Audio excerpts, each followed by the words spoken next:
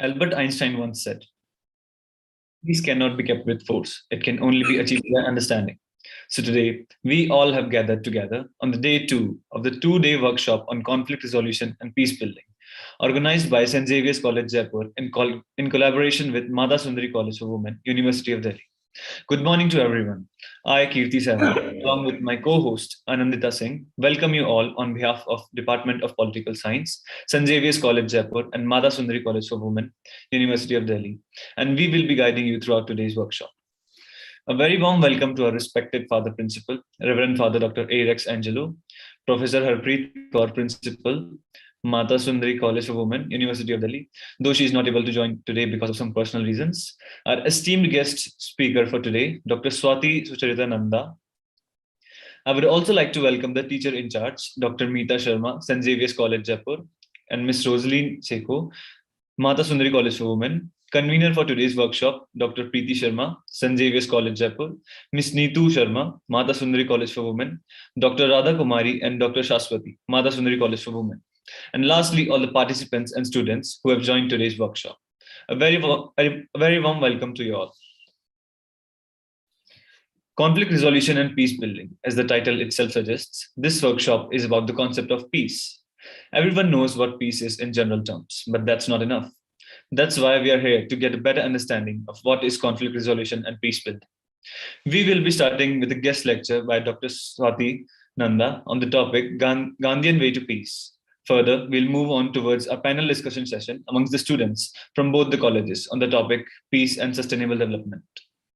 So before beginning with this wonderful and interesting day, I would like to call upon Reverend Father Dr. A. Rex Angelo, Principal of St. Xavier's College, Jaipur, to address this virtual gathering with his guiding and inspiring words. Over to you, Father.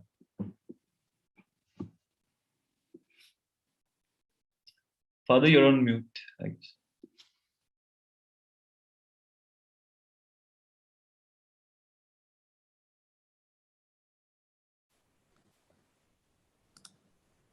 Okay, now only I am allowed. Okay, good morning to all of you. Dr. Mita Sharma, the head of the Department of Political Science, St. Xavier's College, and Ms. Roslyn Shiko from Mata Sundari College for Women, University of Delhi. The conveners, Dr. Preeti Sharma from St. Xavier's and Ms. Neetu Sharma from MSc. The eminent resource person, Dr. Swati and Nanda, esteemed members of the Department of Political Science of both the colleges, and my beloved students. The conflict resolution and peace building, we are having the second day. More than ever, today, the whole world, and especially India, needs an Indian way of a conflict resolution and peace building. As I told you the other day, India perhaps is one of the big countries in the world which has not invaded other country, though we were subjected to 200 years of British colonialism. And that colonialism is not yet over. We have umpteen ways of neo-colonialism, where in the modern world, through economic, political, and other ways, our country, for that matter, any country, is being subjected by the so-called developed countries. The former colonies continue to be the neo-colonies of the powers that be. Therefore, when there is no equality, mutuality, respect for each other, this conflict will continue and peace will be inevitable. As Paulo Freire, a famous educationist, once said, I am not free till the last person in the society is free. If there is any semblance of oppression, denial of legitimate human rights, that inalienable human rights, if there is any hegemony exercised by a few over the other, conflict will continue to stay. Therefore, more than ever, we need a new type of peace building and Indian ways of peace building. I'm happy to know that today one of the professors is going to talk about the Nehruvian vision, that Panchsheel and other things. When there is a mutual respect, peace is possible. When there's a hegemony that I am over you, no peace is possible. So I'm very happy the Department of Political Science of both the colleges have taken up this initiative of organizing at the right juncture. Very soon, five of our states will be going for elections, and then electioneering is already going on. Already we have enough and more conflicts. Seminars like this should inspire people to maintain our Indianness of non-violent ways of peacemaking. I wish you all the best, especially to the guests and our own students also. Have a wonderful, meaningful, and inspiring time. Thank you. God bless you. Thank you so much, Father. Those were without a doubt inspiring words. Next, I would like to call the one who is not only an amazing mentor, but who understands the mantra of holding the whole department together. None other than Dr. Meetha Sharma, head of the department, St. Xavier's College, to address the gathering. Thank you, Anandita. Am I audible? Yes, ma'am. Okay. So good morning to one and all present in the meeting, and welcome to the second day of the workshop on peace management and conflict resolution. Today we are having with us Dr. Swati Nanda, Assistant Professor, Department of Political Science, DAV College, Varanasi. Ma'am is going to enlighten us on the Gandhian way to peace. We welcome you, ma'am. As we all know, Mohandas Karamchand Gandhi is widely recognized as one of the 20th century greatest political and spiritual leader. Honored in India as the father of the nation, he practiced the principle of satyagraha and non-violence. Within the framework of these principles, Gandhi employed a number of techniques, such as peaceful non-cooperation with the authorities, massive boycotts of goods and services as well. In Gandhian theory of peace, human values take great prominence. Non-violence is a way of life. Non-violence, together with the search of truth, makes the difference between passive submission to injustice and active struggle against the same. He upheld moral principles in politics. For him, there was no politics without religion, not religion of superstitious and the blind, the religion that hates and fights, but universal religion of tolerance. The politics without morality was a thing to avoid, according to Gandhi. Gandhi was a Karam Yogi. For him, the actions came first, and thereafter he propounded his ideology, whatever principles he believed in. He practiced the same first upon himself, and then he, told the masses about the same. So, to get a deeper insight into the topic and to get more elaborated vision of the Gandhian ideas, I would hand over the virtual stage to Anandita for the further proceedings of the workshop. Thank you, ma'am. Peace is a concept of sustainable development. Peaceful environment is important for any sort of development, and our history gives us perfect examples of the role that peace plays in resolving any sort of conflict. We can look at the example of our own country, India. Our struggle to gain the independence and the role of Mahatma Gandhi played in attaining that through his peaceful and non-violent methods. So today, we have Dr. Swati Nanda amongst us to speak on the topic Gandhian Way to Peace. Ma'am is currently working as an assistant professor in the Department of Political Science in DAV Postgraduate College, Varanasi. Dr. Nanda is also convener of Shri Vimarsh, the Women's Forum of the college. Besides this, ma'am has also received several awards at college and is greatly appreciated for her research work. We welcome you, ma'am. The stage is all yours. Thank you, Anandita. Respected Principal Sir, Xavier's College. Respected Principal Ma'am, Mata Sundari College for Women. And my dear students, I extend a very warm good morning to all the young scholars from Xavier's College, Jaipur, and Mata Sundari College for Women, Delhi University, Delhi.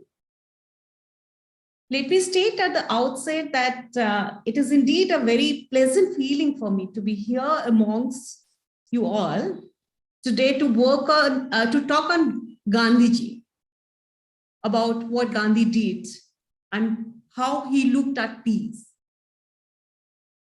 I thank Dr. Meetha Sharma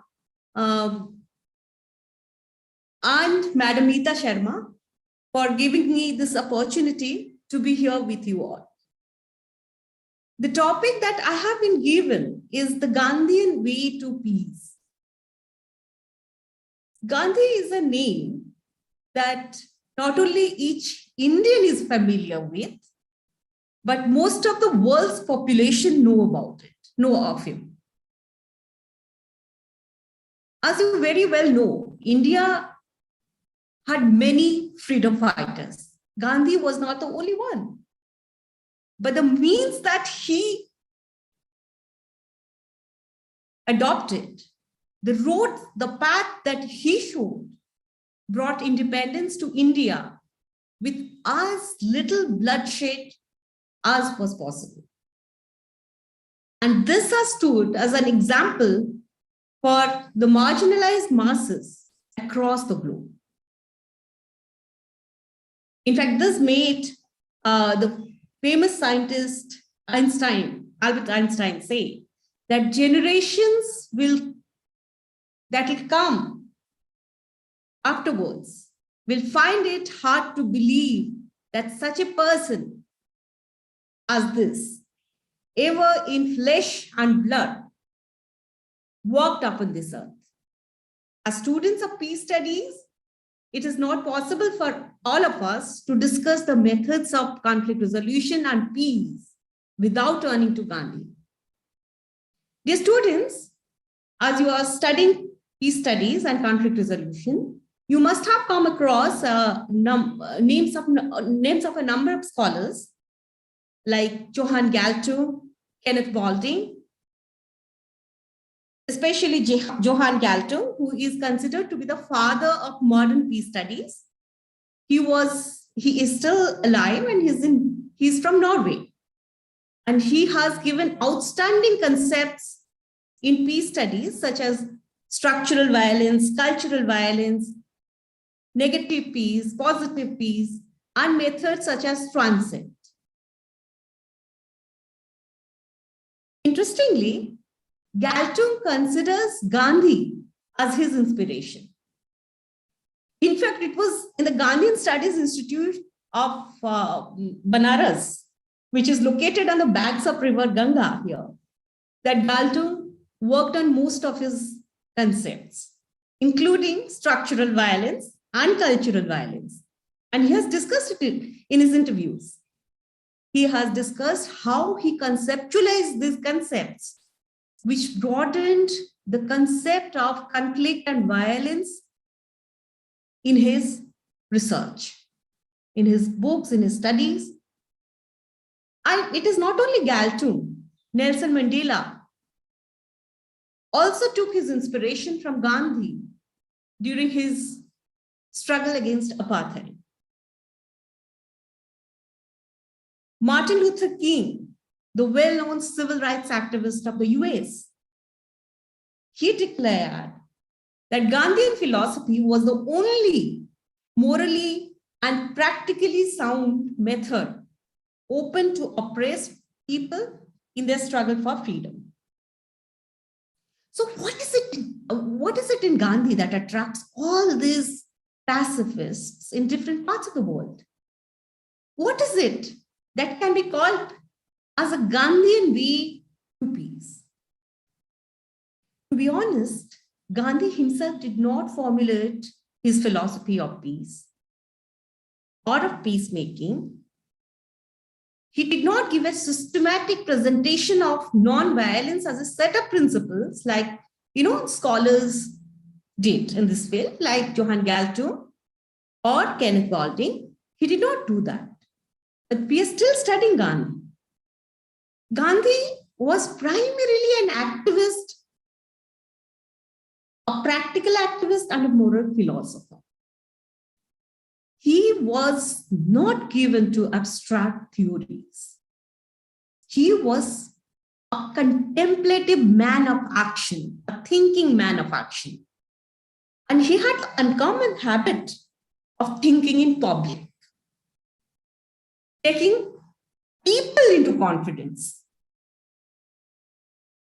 Often his philosophical formulations were inspired by and directed towards the solution of immediate problems of the country, of the society, and the people of his time and age.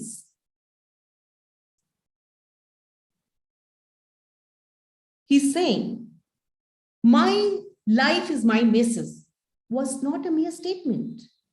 So in seeking a perspective on Gandhi's principle of peacemaking and non-violence, we must turn to his life, understand what he stood for, and on what values and principles he based his actions. Because he was not an academic theorist like Galtung, like Balding. So let us try to understand Gandhi through his principles. The key to understanding Gandhian perspective on peace and his principles is to comprehend in depth his revolutionary modes of action called Satyagraha and its challenging goal of Sarvodaya, meaning the welfare and good of all. A fuller and richer concept of people's democracy that any other democracy that we have known till now. Satyagraha, as conceptualized by Gandhi, was based on the twin principles of Satya and Ahimsa, truth and non-violence. My dear students, we live in times, as Principal Sir just mentioned, when human beings have become very, very cunning. Many call it a post-truth phase, that we are living in a post-truth world. It is being said that there is no single truth that is there now. What you may consider as truth, I may not see it as truth. We have numerous examples around us about this. How do we understand Gandhi's concept of Satya, or truth, in such a background? Gandhi helps us to understand what he means by Satya by turning our attention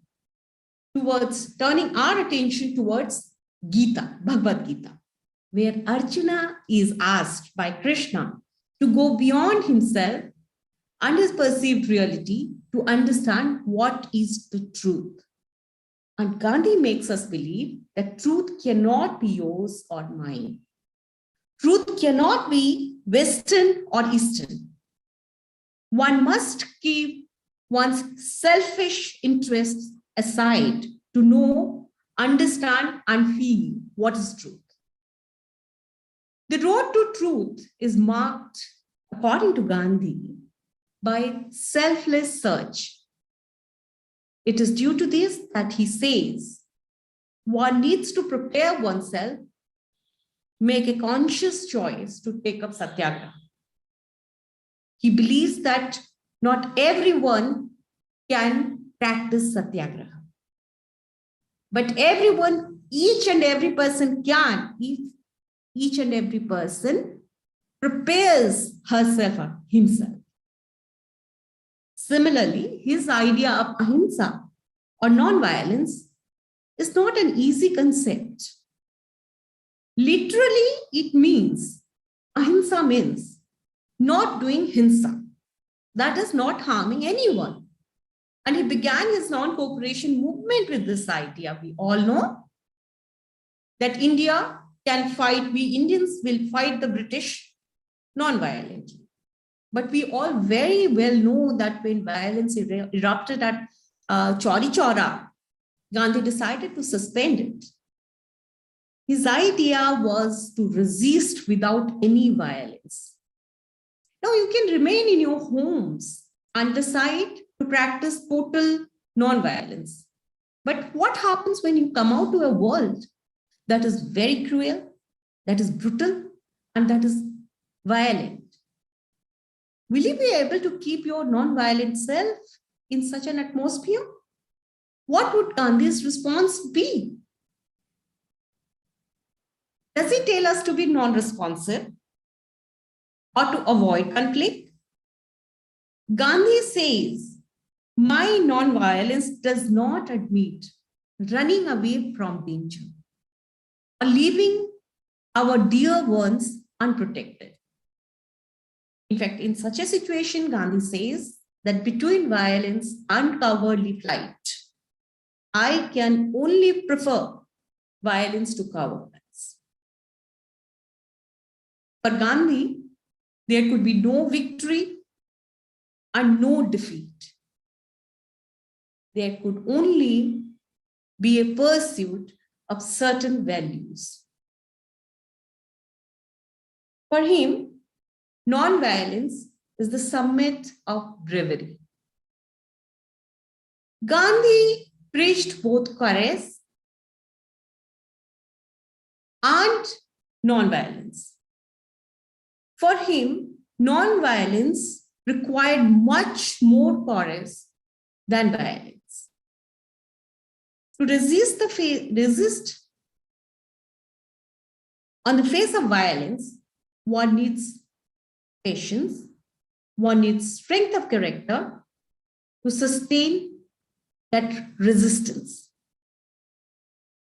Gandhi himself showed in many instances when he resisted the British in South Africa and later in India.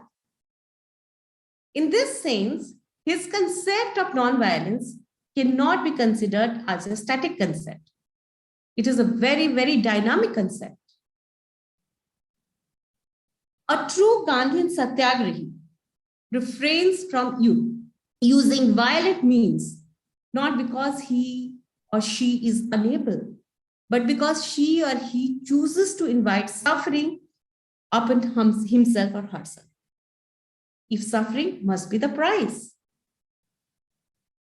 In the satyagraha mode of action, self-suffering is the chosen substitute for violence to others. To punish and to destroy the oppressor is to initiate a cycle of violence and hatred. The only real liberation, that which liberates both the oppressor and the oppressed, is the real liberation. For self-suffering, inner strength is an imperative which can bear the burden. Gandhi believes that it is moral bankruptcy if one is able to remain unmoved by imagining the guilt or the evil as exclusively one's adversary. Self-suffering, according to Gandhi, enables life and morally enriches the world. There is an engaging paradox in this, that one can overcome evil by suffering. The only way truly to overcome the adversity is to help him or her become other than one's own enemy. And Kenneth Baldwin, the peace researcher, believes that this gives us a new perspective to peace.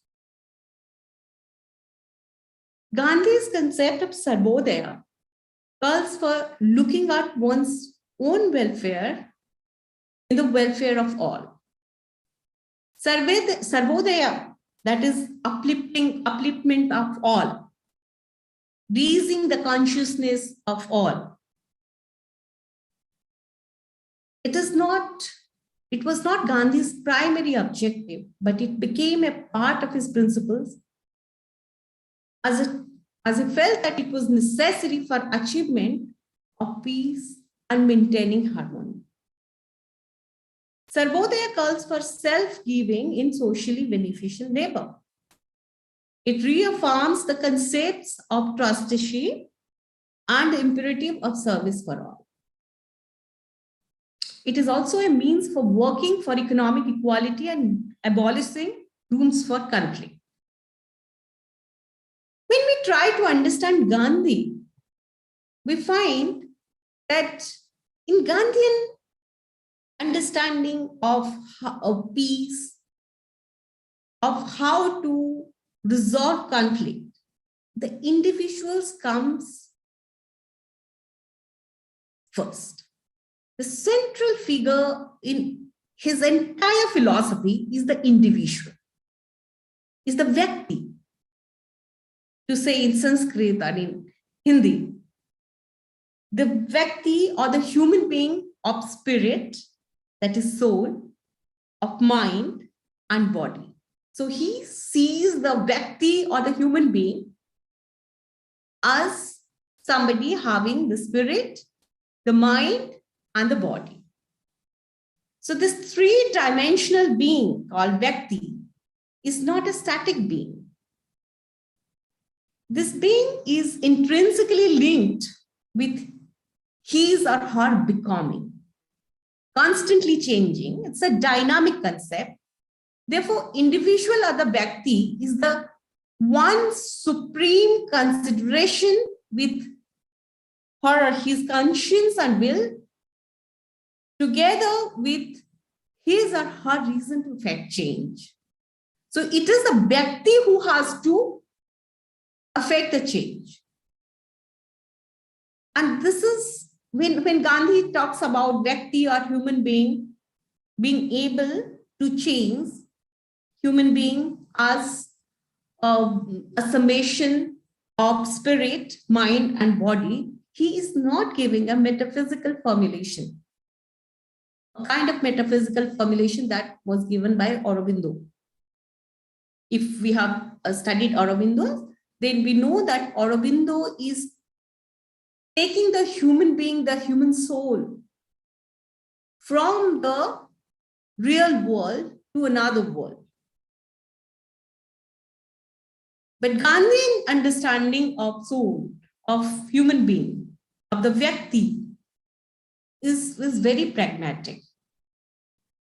That in his case, in Gandhi's case, it is found,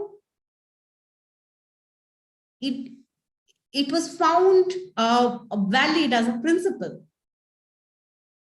in the India of his time and became the basic principles of many of his actions.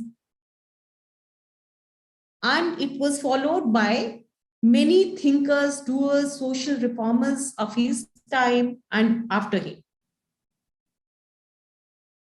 In an age of conflict within a given nation and in the international world, both in Gandhi's time and in ours, Gandhi believes that individual must rediscover the right mind, because there are values without which he or she cannot live in a society.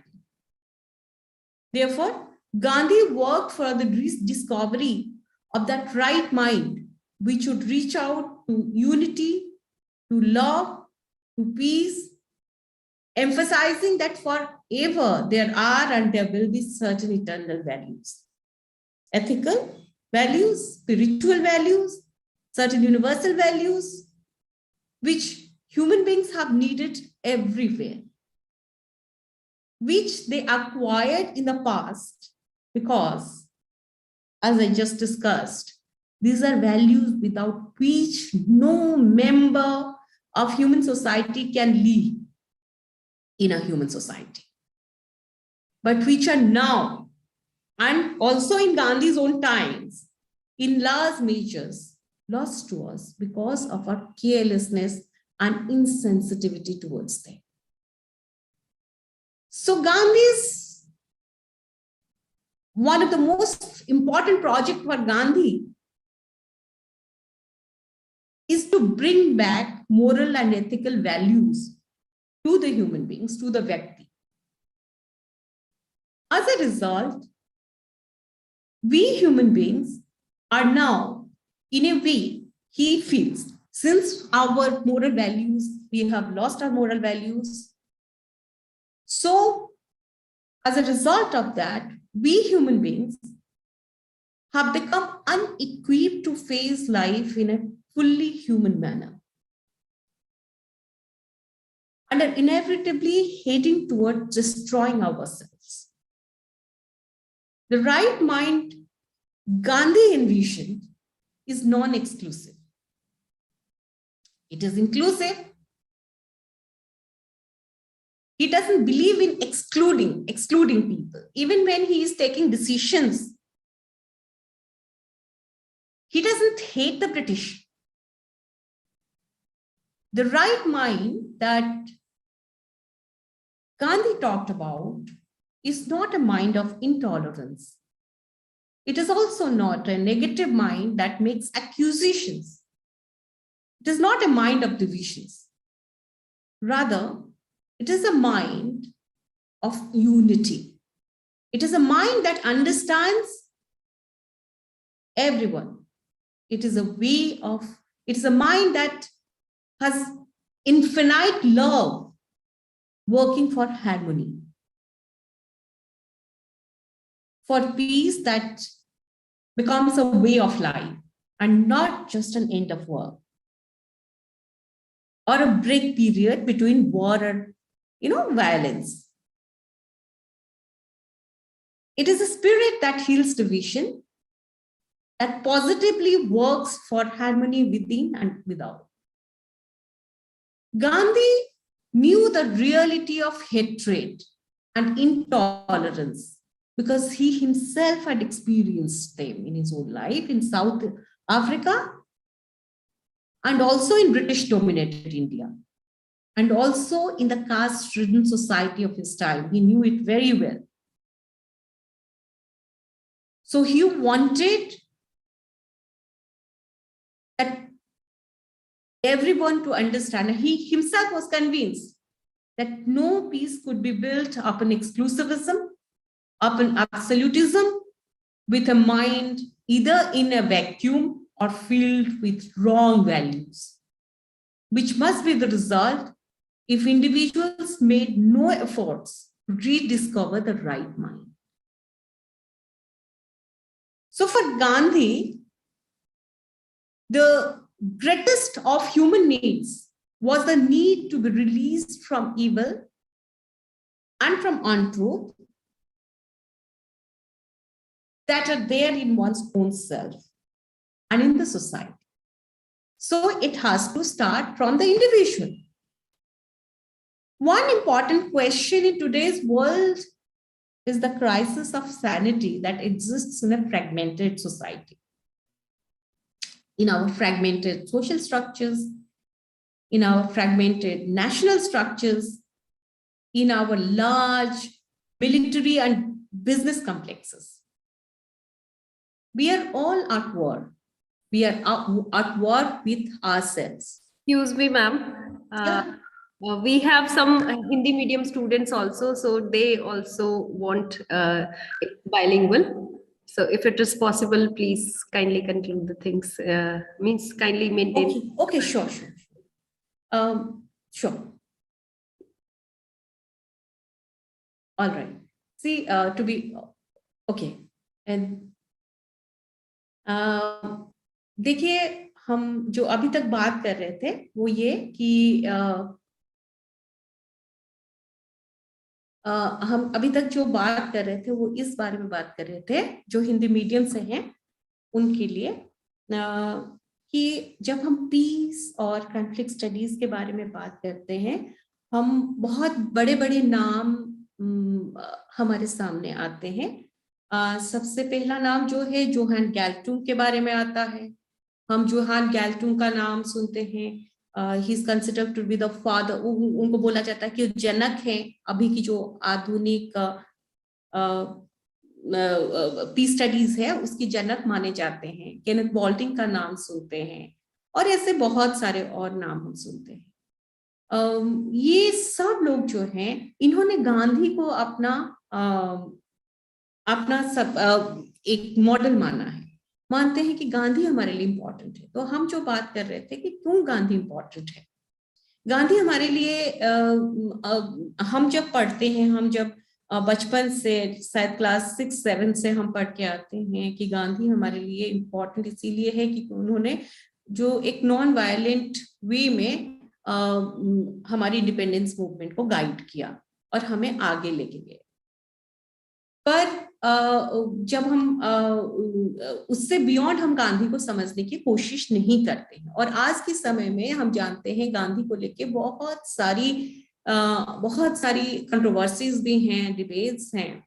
तो इसीलिए हमारे लिए बहुत महत्वपूर्ण हो जाता है कि हम गांधी को क्यों समझें, गांधी को क्यों पढ़ें पीस स्टडीज में स्पेशली। और जोहान गैल्टोन हो या केनेथ बॉल्टिंग हो, ये लोग मानते हैं कि गांधी ऐसे व्यक्ति हैं जो एक खादान जैसे हैं, एक माइंस जैसे हैं, जिनमें हम बहुत कुछ पा सकते हैं। ऐसा वो क्यों सोचते हैं? तो हम जो अभी तक बात किए हैं वो ये कि क्या कोई गांधीयन पर्सपेक्टिव हो सकता है पीस का, या गांधी को हम सबसे पहले एक पीस की रिसर्चर मान सकते हैं। वो पीस रिसर्चर नहीं है, वो पीस की कोई स्कॉलर नहीं है, क्योंकि उन्होंने कोई किताब नहीं लिखी, उन्होंने सिस्टमैटिकली कोई ऐसी बात नहीं कही जिसको हम कह सकते हैं कि ये गांधीयन वे ऑफ पीस है। पर फिर भी उन्होंने जिस तरह से कहा है कि मेरा लाइफ मेरा मैसेज है, मैं जो बोल रहा हूँ, मैं जो काम कर रहा हूँ, वही जिस तरह से मैंने जीवन जिया है वही मेरा मैसेज है। वो जो बोलते हैं उस आधार पे हम गांधी को समझ सकते हैं कि वो शांति के बारे में, शांति अध्ययन के बारे में क्या बात करते हैं। तो इसमें हम दो जो गांधी के कंसेप्ट्स हैं उस बारे में बात कर रहे थे। एक तो सत्याग्रह और दूसरा सर्वोदय। आप भली भांति जानते हैं कि सत्याग्रह का मतलब सत्य को अपने साथ एक्सेप्ट करना, सत्य को ग्रहण करना, ये सत्याग्रह है। इसका मतलब ये है कि हम सत्य और अहिंसा के रास्ते में ही चलेंगे। तो जब गांधी ये बात कह रहे हैं तो गांधी एक्चुअली क्या सत्य को किस तरह से देख रहे हैं, ये हम समझने की कोशिश कर रहे थे। जैसे हमने बात किया कि गीता में अर्जुन, जब कहा जाता कि अर्जुन ने अपना अस्त्र त्याग कर दिया और बैठ गए, तो कृष्णा उनको बोलते हैं कि तुम सत्य को समझो, अपने से बाहर जाके समझो। तो उसी तरह से गांधी जो है बोलते हैं कि हमें अगर सत्य को समझना है तो अपने से बाहर जाना पड़ेगा, और जो सेल्फिश इंटरेस्ट्स हैं, जो हमारे आसपास की सेल्फिश, हमारी जिसमें हम मानते हैं कि हमारी मतलब से हम इसको सत्य मानेंगे, उससे बियॉन्ड जाना पड़ेगा, उससे आगे हमें जाना पड़ेगा। तो इस तरह से जो गांधी की सत्य का अवधारणा है या अहिंसा का अवधारणा है, ये कोई बहुत आसान अवधारणा हम नहीं मान सकते। उसी तरह से हम जब गांधी की अहिंसा के बारे में बात करते हैं, नॉन वायलेंस के बारे में बात करते हैं, वो भी बहुत इजी कंसेप्ट नहीं होता है, क्योंकि जैसे हम जानते हैं नॉन कोऑपरेशन मूवमेंट उन्होंने शुरू किया, फिर चौरी चौरा इंसिडेंट होता है और वो उसको खत्म कर देते हैं, उसको सस्पेंड कर देते हैं। तो इस तरह से हम देखते हैं कि वो जो अहिंसा को या नॉन वायलेंस को वो एक डायनामिक रूप में देखते हैं, एक बहुत गतिशील अवधारणा के रूप में देखते हैं। उसके बाद जो हमने बात किया वो सर्वोदय का कंसेप्ट के बारे में बात किया। सर्वोदय कंसेप्ट माने अपलिफ्टमेंट फॉर एवरीबॉडी। इसका मतलब गांधी ये कहते हैं कि कोई एक व्यक्ति तक हम अपने आप को सीमित नहीं रख सकते, हम हर व्यक्ति जो है और सारे व्यक्तियों से जुड़ा हुआ है। तो हम इंडिविजुअल इन सोसाइटी बात करते हैं, ना कि इंडिविजुअल को अकेले देख के बात करते हैं। But at the same time Gandhi जो है उनकी पूरी प्रोजेक्ट में अगर हम देखते हैं तो ये व्यक्ति से ही शुरू होता है, और पूरा उनका जो कंसेप्ट है वो व्यक्ति को फिर से मोरल वैल्यूज के पास लाने की कोशिश है एक तरह से। तो गांधी का प्रोजेक्ट को हम बिल्कुल ये कह सकते हैं कि he has tried to rediscover the individual, or he has made rediscovery of the individual values based on values as his center or most important point of his project. So Gandhi ये सवाल के साथ हमारा जो एक रिश्ता बनाते हैं कि is it possible for man, for human being to rediscover or rebuild herself or himself? क्या हम ये काम कर सकते हैं आज के समय में जब मानव एक प्रगति की या डेवलपमेंट की रास्ते में बहुत आगे तक जा चुका है? Can we redeem those very individual qualities that are opposite to evil? Now, this may sound like a question that belongs to the field of moral philosophy, but it is, and Gandhi is a moral philosopher, but it is equally important for us to ask these questions to ourselves. Gandhi जब ये सवाल पूछते हैं कि क्या ये हो सकता है कि इंसान बदल सकता है, तो जब गांधी ये सवाल पूछते हैं तो अपनी पूरी प्रोजेक्ट के बीच में इस सवाल को रखते हैं, इस क्वेश्चन को रखते हैं, तो वो सिर्फ मोरल फिलॉसफी के सवाल नहीं कर रहे हैं, वो एक प्रैक्टिकल लेवल पे भी इस बात को समझने की कोशिश करते हैं और इसको प्रैक्टिस करने की कोशिश करते हैं। ये एक सवाल है जो हर डिसिप्लिन, चाहे पॉलिटिकल साइंस हो, चाहे सोशियोलॉजी हो, और चाहे पीस स्टडीज हो, आज लेने की उसको जरूरत है। At the core of Gandhi's philosophy lies the project of making the individual rediscover himself or herself and rebuild himself or herself. Gandhi sees this as a project that must be taken as a collective effort. He felt that our evils are common, and so our solutions also have to be common. क्योंकि हमारे जो problems हैं, चाहे jealousy हो, intolerance हो, ये सब common problems हैं, तो इसीलिए हमारे सॉल्यूशंस भी हमें कॉमन सॉल्यूशंस ढूंढने पड़ेंगे.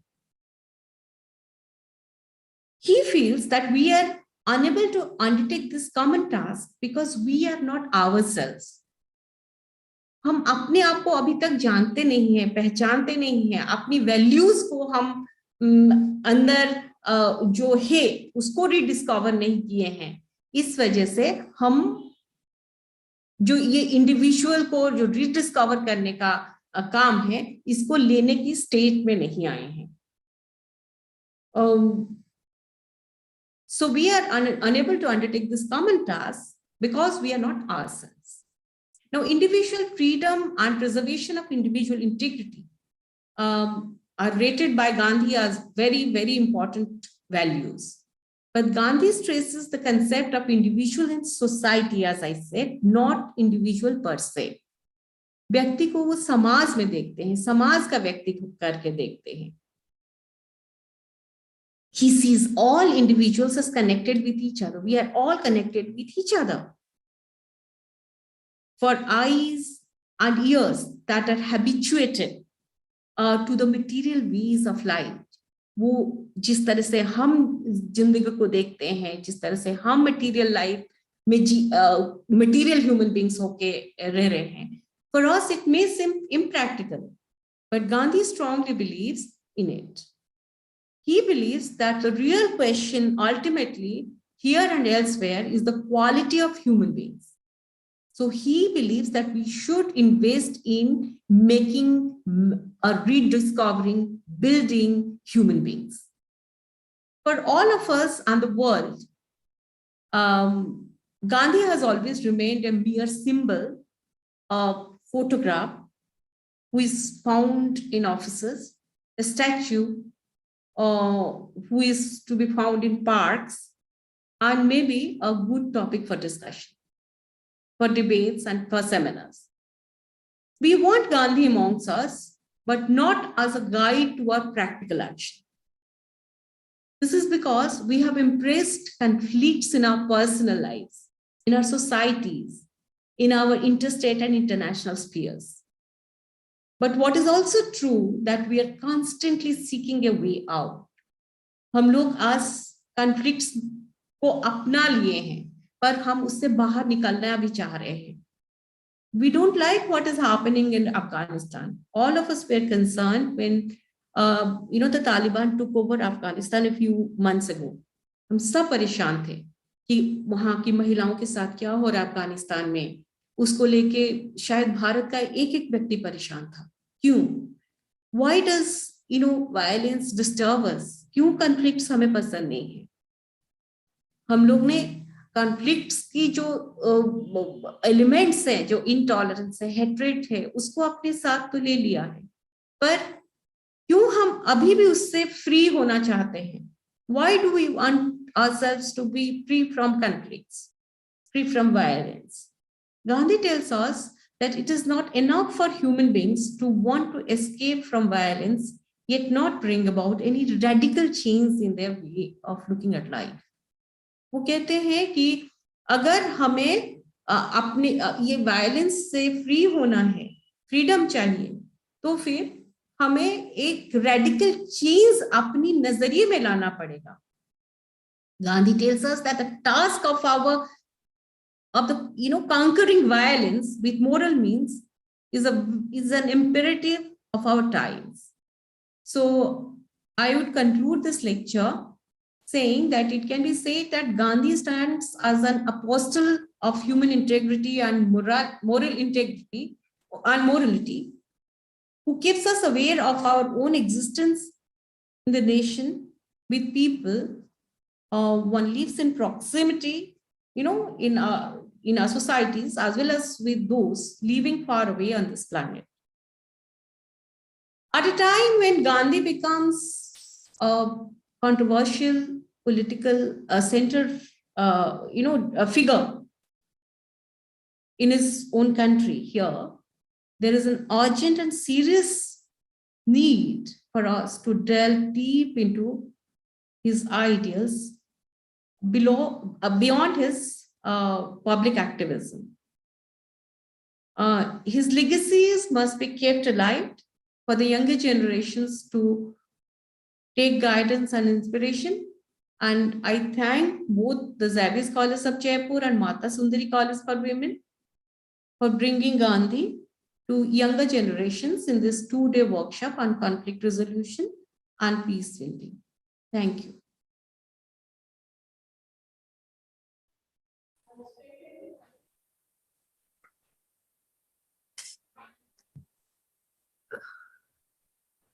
Anandita, your voice is not clear. We cannot hear you.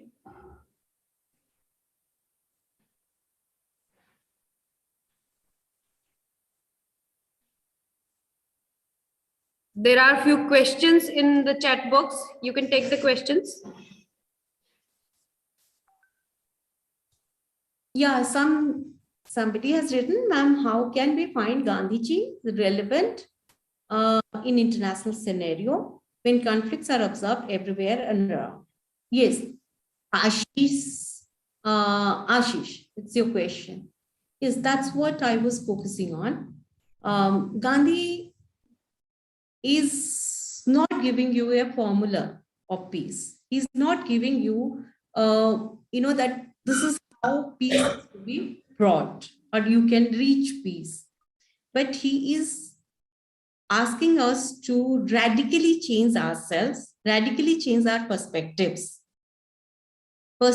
towards, each other, towards how other states are behaving towards us and how we should behave at other, countries. So there are a lot of conflicts happening. That was what I was pointing towards, that what is happening in Afghanistan, what is happening in, Ukraine, the developments that are happening in Ukraine. They disturb us, but it's not merely, Gandhi is not giving a formula that this is the way you can you can end conflicts or you can manage conflicts. But he is saying that we need to understand why conflicts are happening. Like he gave this idea of not having states at all. You know, he was an anarchist, वो एक अराजकवादी थे. He said something that is very important for all of us to understand as students of political science, that the state is a soulless machine. राज्य जो है वो एक आत्मा विहीन यंत्र है. राज्य जो है वो वायलेंस की पूरी जो तंत्र को अपनी कंट्रोल में रखता है, चाहे पुलिस हो चाहे आर्मी हो, उस तरीके से वो वायलेंस अनलीश करता है. तो पूरी जो आपकी अंडरस्टैंडिंग, अगर आप गांधीयन पर्सपेक्टिव पे विश्वास करते हैं, you have to radically change your perspective. That is what he is saying.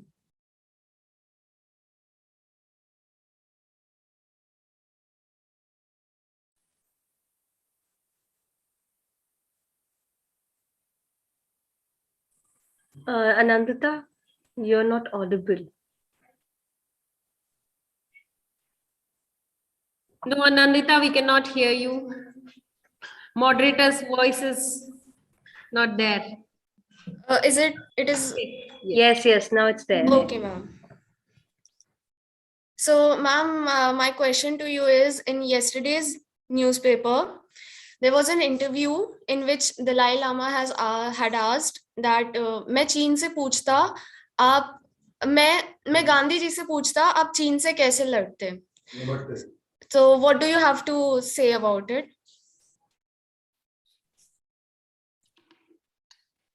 Gandhi ji तो लड़ाई के बारे में बात कर ही नहीं रहे हैं कभी. तो वो लड़ाई तो करते नहीं, सर्टेनली. हाँ, और जो गांधी जी का तरीका था कि बातचीत करना लोगों की, और इवन लीडर्स की, चीन में भी या कहीं पे भी, या आप यूक्रेन में देखिए, रशिया में देखिए, who are making these decisions about conflict. क्यों कॉन्फ्लिक्ट हो रहा है, कौन कॉन्फ्लिक्ट डिसीजंस ले रहा है. तो Gandhi would address those people, और उनकी वो जो एक कलेक्टिव है, उनकी आत्माओं को वो बात करते थे, सोल फोर्स के बारे में बात करते थे. तो गांधी तो लड़ाई के बारे में बात कर ही नहीं रहे हैं. तो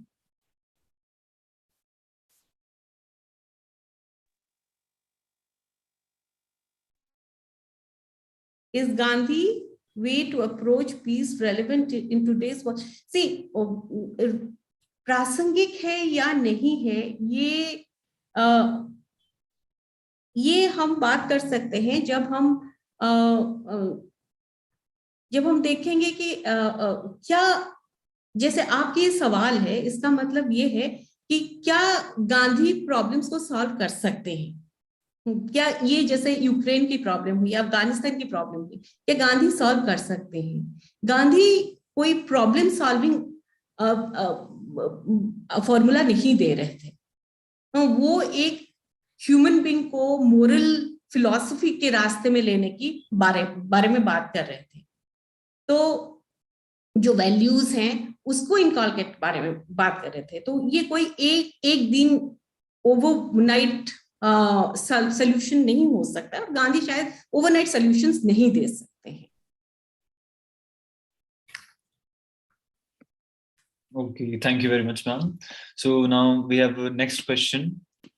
It's from Ashish. He's asking, how can we find Gandhiji relevant in international scenario when conflicts are observed everywhere around? Kirti, I think this question has been done. I'm sorry. So I'll move on to the next question. So it's from Pratik. It's is Gandhian way to approach peace is relevant in today's world? Even this has been done. Any more questions? There is a question sent to me by some student, that is how Gandhi is relevant in present day conflicts in society. It was asked by Isha. I think her there is a technical issue with her mic. So Ma'am, should I we- actually rephrased the question. I'm so sorry. Okay, okay. I Now you can ask. I wanted to know if due to the growing intolerance in the world, isn't the Gandhian way of dealing with matters only a utopian and a merely philosophical idea? Well, that's what I was trying to say, is that, Gandhi wants us to embrace values. So till we do not change ourselves, we cannot actually change things. That is what Gandhi is saying. हाँ, ये बात सही है, जैसे कि आपने बोला कि इतनी सारी इंटॉलरेंस है, वहां पे आप गांधी को खड़ा कर देंगे और गांधी बोलते हैं, Gandhi himself was murdered, assassinated. अगर ऐसा होता कि गांधी की सारी बातें लोग मानने के लिए तैयार हो जाते या गांधी चेंज कर लेते, तो शायद उनके जो असैसिनेट जिन्होंने किया उनको बुद्ध से, वो उनके सामने खड़े होके शायद उनको बंदूक नहीं उठाते। पर ये बात सच है कि Gandhi's views belong to one perspective और वन स्टैंड, और एक स्टैंड है जो कि हम जैसे कहते हैं इंटॉलरेंस की पर्सपेक्टिव है, गॉडसे की पर्सपेक्टिव है। जोहान गैल्टून का एक बहुत सुंदर, बहुत पतला सा राइट अप है, आपको इंटरनेट में बहुत आराम से मिल सकता है, जे स्टोर में।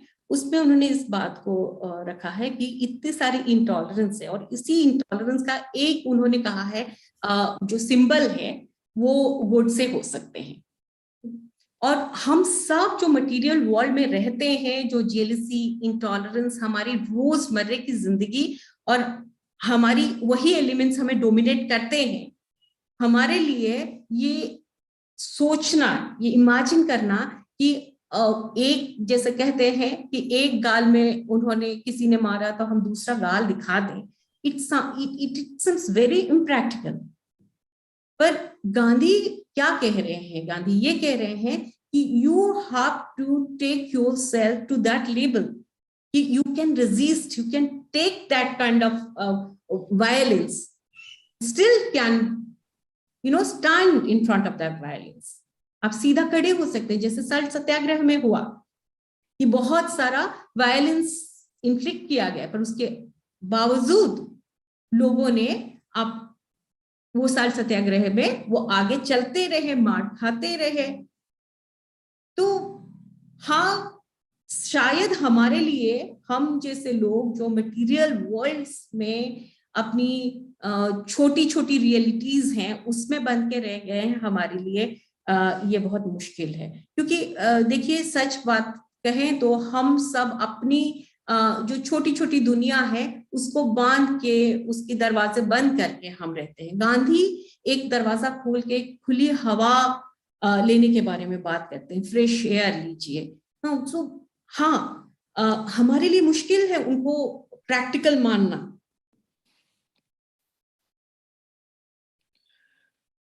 What's your comment when people say Gandhi could have avoided? I really don't know if he could have avoided partition. हाँ, ये बहुत पॉलिटिकल क्वेश्चन है, इसके ऊपर बहुत अलग तरीके से डिबेट हो सकता है, डिस्कशन हो सकता है, कंट्रोवर्सीज भी हो जाते हैं कि गांधी पार्टीशन ये कर सकते थे, अवॉइड कर सकते थे। उनको नेहरू जी, पंडित नेहरू को उन्हें बिल्कुल भी अपनी सहमति नहीं देनी चाहिए थी कि वो प्राइम मिनिस्टर बने। ये हिस्ट्री की जो कुछ हम कहेंगे कि फाइल्स में बंद हुए चीजें हैं, इसके बारे में अभी बात करना सही नहीं। Okay, thank you, ma'am. So I have another question. So in today's world of competition, there are some situations in which you have to resort to violence. So do you think non-violence is still relevant in today's world?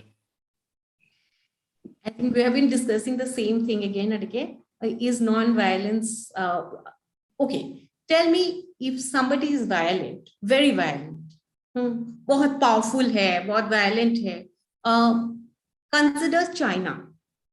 Somebody just talked about China a few minutes ago. China के बारे में सोचिए, या nuclear able state है वो, उसके सामने हम भी न्यूक्लियर एबल स्टेट हैं, और हम दोनों को वायलेंस करने के लिए खड़े होते हैं, तो फाइनल एंड क्या है? What will be the end result? Seriously, है ना? तो कहीं पे तो आपको नॉन वायलेंस के एलिमेंट को लाना पड़ेगा, कहीं पे तो लाना पड़ेगा. So it is there that we need to study Gandhi and understand Gandhi. Okay, thank you, ma'am. So any other participant has any other questions, so they can ask, or they can drop that question in chat box. Ma'am, I had another question. With relation to Satyagraha, how could we deal with the conflict management in a state leading to the day-to-day conflicts that happen on both the ends of the government and the public? How do we inculcate the idea of Satyagraha when dealing with day-to-day conflicts that happen on both the ends of the government as well as of the public? See, what is Satyagraha? Satyagraha is about accepting, embracing truth, right? And non-violence. So, आज के समय में अगर हम अलग अलग states में जो कॉन्फ्लिक्ट्स हो रहे हैं, हाँ, उसमें हम किस तरह से ट्रूथ और नॉन वायलेंस को, जो आपका सवाल है, ट्रूथ और नॉन वायलेंस को क्या हम इनको एक पॉइंटर मान के चल सकते हैं कि कुछ बात हो सकती है अलग अलग स्टेट्स के बीच में. तो मेरा सवाल, ये सवाल का जवाब वही है कि देखिए, स्टेट्स जो हैं वो व्हाट आर दे, आपको ये समझना पड़ेगा कि जैसे गांधी कहते थे कि सेंट्रलाइजेशन हो रहा है एक वायलेंस का और एक पूरा जो हिंसा के तंत्र का, आप पूरा सेंट्रलाइजेशन कर रहे हैं, तभी जाके स्टेट बन रहा है. आप जब कैपिटल बोल रहे हैं कि दिल्ली कैपिटल है, कैपिटल सिटी है, you are giving you no lots of powers to that centre. या आप बोल रहे हैं लखनऊ सेंटर है, कैपिटल है, आप बहुत सारा पावर और वायलेंस उसको दे रहे हैं. तो ये स्टेट को आपको ब्रेकअप करना पड़ेगा कि डिसीजंस कैसे बनते हैं, डिसीजंस कैसे लिए जाते हैं अबाउट वायलेंस, अबाउट वॉर. तभी जाके आप जान पाएंगे कि गांधी क्या कह रहे हैं. क्योंकि गांधी जो है, he is primarily talking about decentralisation, primarily talking about each person deciding or being the decider of how it should be done. तो जो स्टेट और स्टेट के बीच में कॉन्फ्लिक्ट हो रहा है, are individuals deciding, are citizens deciding, or is it that state machinery and one person or a group of persons, they are making the decisions. तो शायद सत्याग्रह को हम इस नजरिए से उसकी पर्सपेक्टिव से हम देख सकते हैं.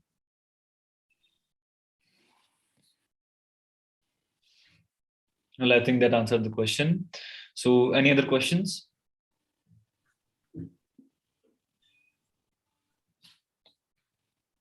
I think that's all. There are no more questions. I want to ask one question. Yeah. Ma'am, I just want to ask, what is Gandhi's location in today's peace studies discipline? What is Gandhi's location? See, if you study Johan Galtung, आपने Johan Galtung का structural violence, cultural violence, ये सब concepts पढ़ा. तो आज जो peace studies, see how is peace defined today? Let us try to understand. Peace, earlier it was considered as mere absence of war, absence of violence, but today peace is not seen as merely absence of violence or absence of war, but also as development. So when we are talking about development, we are going into societies, into states, and we are talking about groups, how groups are, how resources are distributed within the society, between groups, between individuals. And so जब हम इस नजरिए से देखते हैं piece को, the concept of peace as development, as distribution, equal distribution of resources, as equity, then Gandhi becomes very important for us, because Gandhi has this, the entire concept of decentralization, the concept of, living together peacefully, of trusteeship, ये सब हमारे लिए important हो जाते हैं. And because of this, as I said in the beginning, Johan Galtung अपना जो structural violence का कंसेप्ट देते हैं, उसमें वो पूरी तरह से गांधी को उसका मानते हैं कि इंस्पिरेशन उनके गांधी रहे हैं, है ना. इनफैक्ट यहाँ आप कभी बनारस आएंगे तो गांधी स्टडीज इंस्टीट्यूट, जो कि बहुत खराब स्थिति में अभी है, हाँ, इट हैज बीन क्लोज्ड, बाहर से ही आप देख सकते हैं सर. तो गांधी स्टडीज इंस्टीट्यूट, जो कि जयप्रकाश नारायण का आपने नाम भली भांति सुना होगा, स्टूडेंट्स हैं पॉलिटिकल साइंस की, तो जेपी यहाँ पढ़ते थे आके. उस समय के जो बड़े बड़े लीडर्स होते थे वो लोग आके पढ़ते थे. तो वहां पे जोहान गैल्टुंग ने भी 1-2 साल की छुट्टी पे आके यहीं पे उन्होंने स्ट्रक्चरल वायलेंस के कंसेप्ट को अपना बनाया है. तो हम गांधी को पीस और कॉन्फ्लिक्ट स्टडीज में लाएंगे, पर जो मैं बात, शायद मेरी बात मैंने बहुत अच्छे से रख नहीं पाई, उसका एक कारण है कि मेरी तबीयत काफी ठीक नहीं है, और मैं समझ पा रही थी कि मैं बिल्कुल भी कोहेरेंट नहीं हो पा रही हूँ. पर जो बात को मैं रखने की कोशिश कर रही थी, और शायद मैं कुछ हद तक, बहुत कम हद तक असफल हुई हूँ, वो ये कि गांधी हमें कोई पीस की फॉर्मूला नहीं देते हैं. उनको हम उस तरह से नहीं पढ़ सकते हैं जिस तरह से हम केनेथ बॉल्टिंग को पढ़ते हैं या हम जैसे गैल्टन को पढ़ते हैं. पर गांधी इन सब के ऊपर एक मोरल फिलोसोफर ऑफ पीस करके एक कवर देते हैं. इस बात को आपको समझना पड़ेगा. Thank you, ma'am. That was indeed a very fruitful session. On behalf of both the colleges, I would like to extend my hearty vote of thanks to our guest speaker, Dr. Swati Nanda, Father Principal Dr. A. Rex Angelo, St. Xavier's College, Jaipur, and Principal Professor Harpreet Kaur Ma'am, Mata Sundari College for Women, University of Delhi, for sparing out their precious time and being a part of the session. I request everyone to kindly switch on their cameras for the event screenshot. Anandita, I would also like to thank everyone. I would like to thank Mata Sundari College for establishing this collaboration with us and for organizing this 2-day workshop on peace studies and conflict management, which obviously is a very relevant topic these days. I would like to thank Ma'am Roslyn, Radha Ma'am, Neetu Ma'am, and Shashwati Ma'am for coordinating with us and organizing such a fruitful workshop for both the days. I do thank the guest speaker, Dr. Kaushiki and Dr. Swati Nanda for joining us and elaborating on the concept of peace. Dr. Swati Nanda today elaborated on Gandhian way of peace, which was really very insightful and gave us a detailed knowledge about how Gandhiji emphasized on peace by opting for non-violent means and how he focused on satyagraha and truth as a fruitful method, and how his way can help us in also maintaining peace in international scenario as well. So thank you, everyone. Thank you all the participants for joining us and for making this workshop a success. I would request all the participants to stay back. We'll be having our panel discussion session soon. And thank you once again to the entire galaxy of the students, the most important part of the education system, as well as special mention to Swati Nanda ma'am It was a great pleasure to hear you today. And really, the conflict management is the only possible when we touch the nerves of people, touch the nerves of human beings, and then only we can extend the peace management and peace establishment from the smallest part of society to the largest part of the world. And that's how it was really a great lecture for us today. And thank you once again, Mata Sundari College, for collaborating and giving us a chance to, and our students, to hear two great lectures for these 2 days of workshop. And the next section is going to be started within a few minutes. That would be the group discussion of the students. So students, please stay back. Thank you once again. Thank you so much. Over to you, Anandita, Kirti. Yeah, I would request everyone to please fill the feedback form. The link is in the chat box. Yeah, we'll be beginning with the panel discussion session in a few minutes. Ma'am, you are on mute. Anandita, we are not able to hear you. Your voice is not clear.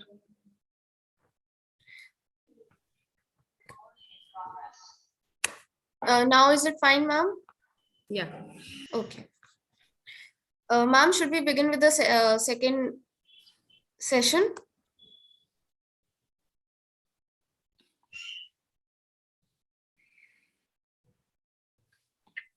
Yes, Anandita, you can begin. Okay, all right. So this brings us to the second part of today's workshop, a panel discussion on peace and sustainable development.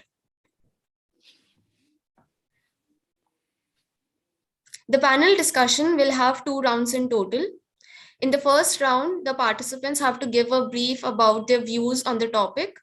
Following the second round will be a Q&A where we will be asking our panelists few questions.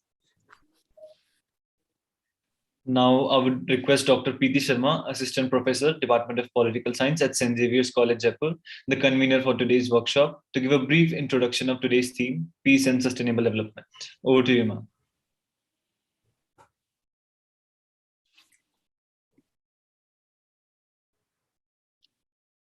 Preeti, ma'am?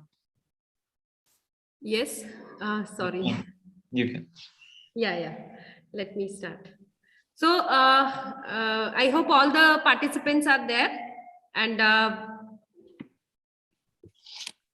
the topic is for today's panel discussion is peace and sustainable development. So we all know that in the 2030 agenda of sustainable development, United Nations itself adopted and recognized the peace and security as a prerequisite for achieving sustainable development. Means sustainable development and peace are interrelated to each other. It is not a matter. It's not a matter to think only in one direction of peace building. But sustainable development is also have to be maintained, and both are supporting each other. How peace can be maintained through sustainable development, and how sustainable development is possible when peace is there. So sustainable development provides the pathway to peaceful societies. And if peaceful societies are there, then definitely we can achieve other areas of sustainable development, which has been 17 criterion have been given by United Nations General Assembly, and they were recognized to be achieved. And this is how, if societies are peaceful in all manner, then definitely every state of the world can be actively achieving the sustainable development goals in a very quick manner. So this new peace-centered agenda is inclusive and ambitious, and it can usher in a new spirit of global solidarity. And global solidarity is means it's a final objective of every society and every state in the world. So this is how it's very important for any system to work for the development and in the developmental direction only when it is having the global solidarity, and which was evident during the period of pandemic also. And now we can also observe there are many conflict issues, and there are many issues in the international scenario as well as in the states politics. So these are the alarming signs of for humanity, that we have to work in the direction of peace maintenance. And though we know that there are 5 pillars of peace: people, planet, prosperity, and partnerships. And this is how in the they are important in new era of development. And every state is also supporting for the strengthening democratic institutions, because in the democracy only we can find the path of freedom, we can find the path of justice and equality.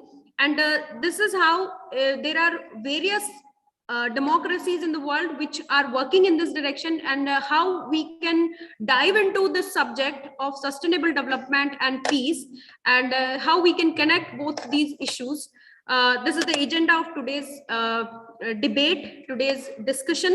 So I welcome all the students to find out the path of this objective, and to find out the path of sustainable development and peace building. So please, you all are welcome from the both institutions, means on behalf of both the institutions. And over to you, Kirti and Anandita. So without any delay, let's begin with our panel discussion session on peace and sustainable development. So in this round, every participant will be given 2 minutes to give their opening remarks on the topic. So you have to start with a brief introduction of yourself and then the opening remarks. So first up, we have Anamika. Are you there? So before this, let me clear out the rules for the event. Yeah, Ananta. Okay, the first is do not use any inflammatory language. Ensure your words make sense. Conversing both in Hindi and English language is allowed. Criticize ideas and not individuals. And the person raising their hand and getting recognized first is allowed to speak. So with this, we can begin with the session. So first up, we have Anamika. Are you there? Hello, good morning. I hope I'm audible. Yes, you are audible. We can start. So my name is Anamika and I'm pursuing MA in Political Science from BHU. Coming to our topic, which is peace and sustainable development. Both the terms are closely interlinked. Can we think of one without the other? No, because peace is a prerequisite for developmental activities to take place, and development also paves the way to achieve a sustaining peace by removing structural hindrances present in a society. Take the cue from Afghanistan, where unfolding crisis has stalled the developmental prospects, rapidly reversed the gains achieved in socio-economic domain, and the country has reached at the verge of crisis where basic amenities have become luxuries. There is food, medicine, and fuel shortage, there is unemployment, youth is drawn into nefarious activities, government structures have collapsed.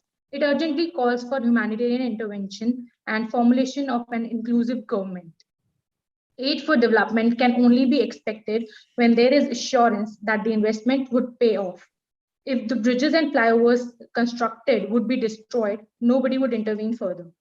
Now the question arises that how can we achieve peace? Since Johann Galtung, the father of modern peace studies, has given two notions of peace, negative and positive peace, the focus should be centered upon the positive peace. According to the Institute for Economics and Peace, there are 8 pillars of positive peace, which are well-functioning government, sound business environment, low levels of corruption, high levels of human capital, etc. Matching this list with sustainable development goals formulated by the UN under Agenda 2030 reflects on the close proximity peace and sustainable development share. UN's 16th goal on sustainable development refers to promotion of just, peaceful, and inclusive societies. To achieve it, the UN has developed a concept of sustaining peace, in which all activities, whether it be peacemaking, preventing outbreak, reconciliation, reconstruction, rehabilitation are taken together by all the stakeholders, not only government, national or international organizations, but women, youth, NGOs, and civil societies as well. Promoting the rule of law, human rights, decreasing the flow of illicit armaments, enhancing the participation of developing nations, and creation of accountable and transparent institutions are its critical components. Many of the Indian government's flagship programs, such as Swachh Bharat, Digital India, Skill India, etc., are the core of the Sustainable Development Goals. And to eradicate conflict and insecurity, yoga is being given importance to achieve inner peace. RTI for transparency, Panchayati Raj institution, Sorry to ensuring interrupt, inclusivity. Anamika, but you only have 2 minutes, so you can conclude it. Okay. So promoting peace and Just a minute. I'm also sorry interrupting you, Kirti. I think we have enough time today because so okay, we can give the time to speakers if they want to. If they want to. Yeah, let them Okay, speak. Anamika, you can continue. They can. You can continue, Anamika. Thank you, ma'am. So on international front, India is providing vaccines and other pharma aids and humanitarian assistance, and is also actively contributing in UN peace missions. So I'll conclude here that promoting peace and sustainable development translates into a healthier and happier society, which is also envisaged in ancient Indian shloka, Sarve bhavantu sukhina, sarve santu niramyaha, sarve bhadrani pashyantu, ma kashi dukha bhagvate. Thank you. Okay, thank you, Anamika. Happy society is what we aim for. So the next contestant is Anika from Mata Sundari College. Are you there?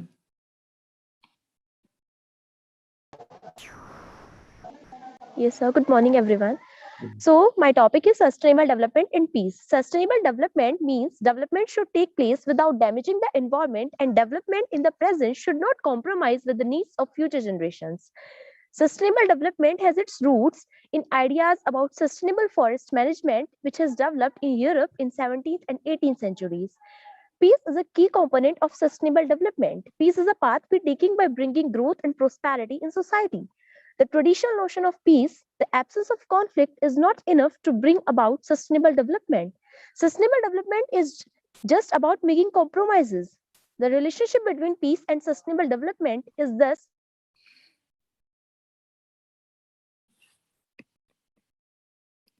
conflict over natural resources.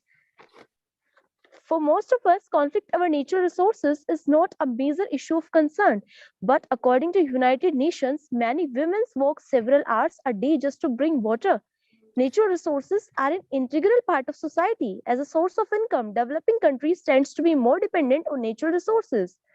The new Malthusians argued that rapid population growth, environmental degradation, resources depletions, and unequal resource access combines to exacerbate poverty and income inequality in many of the world's least developed countries. The UN, for example, passes resolutions and organizes arms embargoes or sanctions to help the natural resources business curbs. Environmental organizations at all levels attempts to coordinate international laws and regulate on exclusive economic zones. And I just want to say in conclusion that growing conflicts make conflict management and resolution more difficult. However, in a world of globalization, there is also more incentive for states and communities to work together and to establish peace. Since nature and natural resources are necessary for life and growth, it is not surprising that resource scarcity, environmental degradation,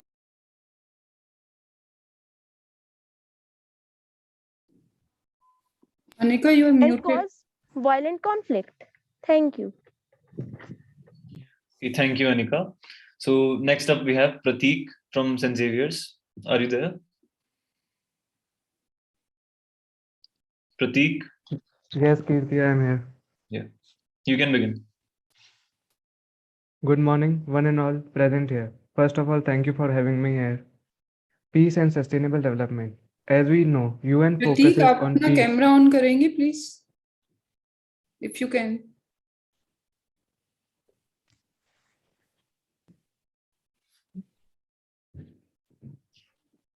Am I visible? Yes, Prateek, you are visible. You can Yes, start. you are visible.